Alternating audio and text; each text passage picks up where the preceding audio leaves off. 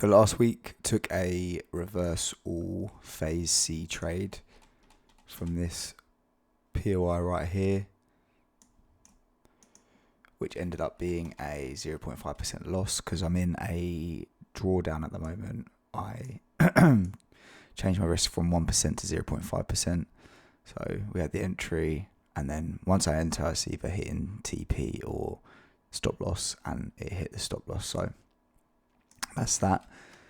The next area that we're looking to take a reversal trade from is this one right here. So high time frame is bullish, and then we're looking to take the reversal from the POIs with a model.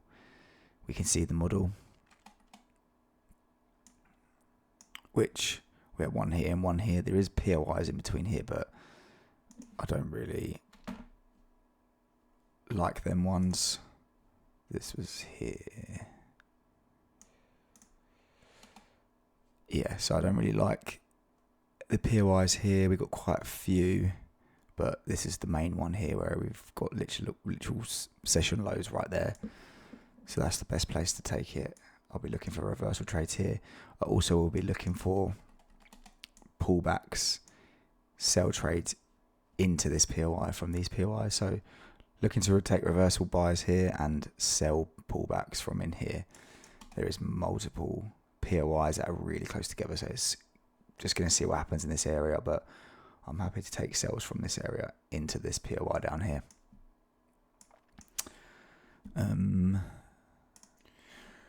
not going to be trading until after CPI. So there is CPI today, and CPI moves Germany 40 the same as it would on a currency pair.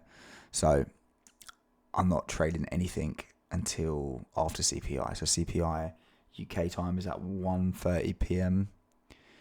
So I won't be doing anything till then. So usually after CPI, we'll get a nice entry. So yeah, that's it for Germany 40 today.